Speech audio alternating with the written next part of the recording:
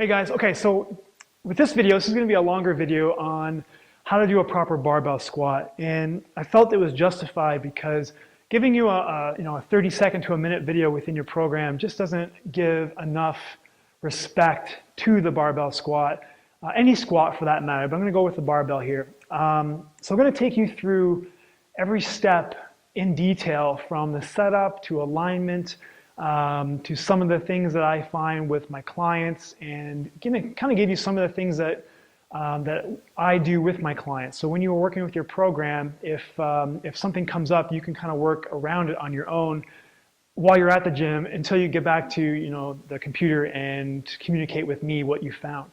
Okay, so with the barbell squat, prior to this with your assessment, we've already found kind of roughly where your squat stance should be. So you're going to use that stance. When I get into the lift, my stance is about shoulder width with my feet slightly pointed out. So I'm going to probably say that, but when I get to that part, you might be a little bit different. You could be closer, you could be wider, you could be feet straight ahead, you could be out further, you could even be staggered. Okay, so I want you to treat the lift off as your first squat repetition. And the reason being is I want to make sure you are absolutely as tight as possible before you actually unrack the bar. So that way you get into a groove, you're already super tight. When you step back, you're in a good tight position. And then when you kind of reset, you go through the checklist again, you take that next big deep breath, you're already kind of in the tight position, so you're not trying to regain it or find it, okay? So let's start with bar height here. So when you get into the squat rack, you want to make sure the bar is just below your shoulders. That way you're not, if it's too low, you're not squatting underneath. And if it's too high, I mean, that's kind of, hopefully obvious, that you're not reaching, you're not tippy-toeing to get the bar off the rack, okay? And like I said, this first, when you bring the bar off the rack, it's your first actual squat. So what I like to do is, as I'm setting up, I'm already mentally thinking about this first kind of, lift off, which is my first squat here.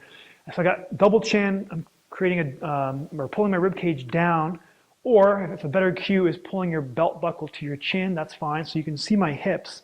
When I pull my rib cage down or bring my belt buckle to my chin, they move, okay? So I'm getting nice and tight. Taking a big deep breath, I'm filling the pyramid. Okay, so I'm breathing through my belly and my back. And then when I exhale, I'm getting nice and tight and I'm exhaling every ounce of oxygen in my body. And I know ounce is probably not the measurement of oxygen, but bear with me, okay? Getting tight. As far as grip goes, I'm going to go basically just hands out. And that's because I have the mobility to bring my hands straight out.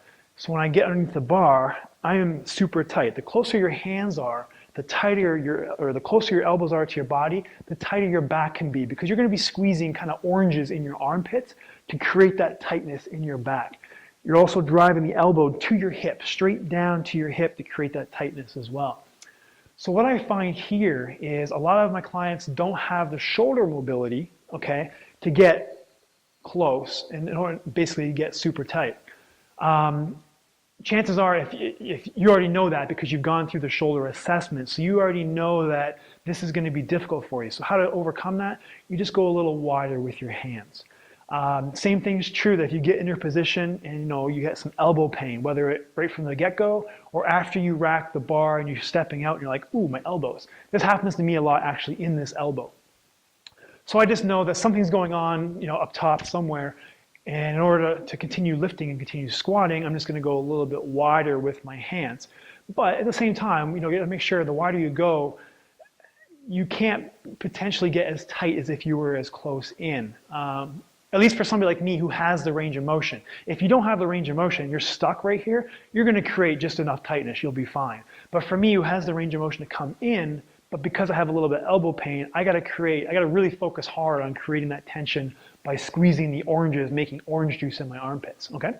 So that's kind of a long, drawn-out description of what I'm talking about here with tightness in the shoulder. But I hope you guys get the point here and how important it really is to create that tension. Okay, let's get back to our bar. So we have our stance, we have our arm width or hand placement. I'm creating that spinal alignment. Big breath, fill the pyramid. I'm going to walk up to the bar, grab the bar where I like. While I'm in alignment, I'm going to get underneath, place the bar on the shelf of my shoulders. I'm going to yank my elbows down, okay?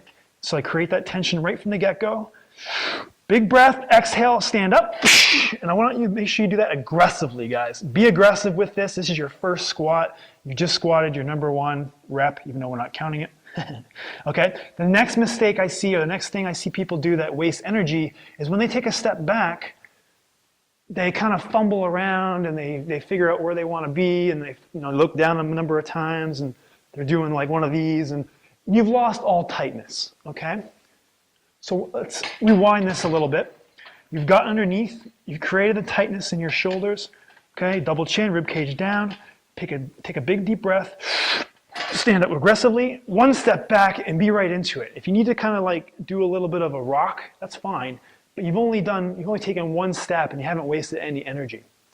From here, exhale, take another big deep breath, fill the pyramid, okay? And then we're gonna go from the bottom up here. So with my feet, I'm gonna rack it because I'm gonna show you this.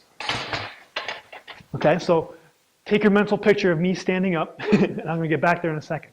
Okay, so from the ground up, with the feet, you're gonna pretend, whether your stance is close or wide or whatever, that you're gonna pretend you're standing on dinner plates, saucers, and you're gonna pretend that you're corkscrewing them out. Even though your feet aren't going to actually corkscrew beyond where you have already found that your squat stance is, you're going to go out, or you're going to pretend you're doing it, and what's going to happen is even though your feet aren't going to move, your arches are going to get nice and tight, and that's going to create tension. And that's the tension we want to stay tight throughout the lift for the lower body. The elbows are creating tension in the upper body, the feet are corkscrewing in, creating that tension in the lower body, especially in the hip, okay? With your knees, you want to push your knees out so they track over your toes. Don't let them cave in, okay? Keep pushing them out. It's a super important tip. Keep pushing them out, okay? As far as the hips go, when you have the barbell on your back, your first action is actually a hip bend. I play with the hip bend being first and with your hips and knees bending simultaneously. I've had success with both. I guess it's probably to the person and how comfortable they are squatting.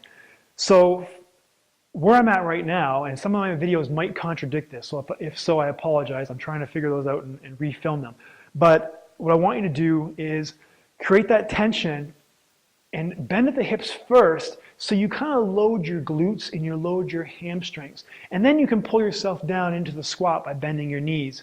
So it's just like a little 2 degree, 3 degree kind of there. But you're still tight, you're still in spinal alignment, and then you maintain this alignment as you squat down. So that's kind of where I'm at right now. I think it's safer for people, especially beginners, when they're first starting to learn how to squat. It gives them one thing to think about, and then they can move on to the next, as opposed to trying to do 2 things at once. So play with that a little bit, but that's kind of where I want to see you go initially. Okay, and then from there, just maintaining spinal alignment. So let's get the bar back on my back, get back into my squat stance, and then I'll give you a repetition here. All right, go through my checklist: double chin, rib cage down, hips, big breath, grab the bar where I want it, one step back, get my stance. All right, big breath, fill the pyramid, little bow, and then pull myself into my squat. Now when you come up, really drive those hips forward and drive your shoulders up into the bar.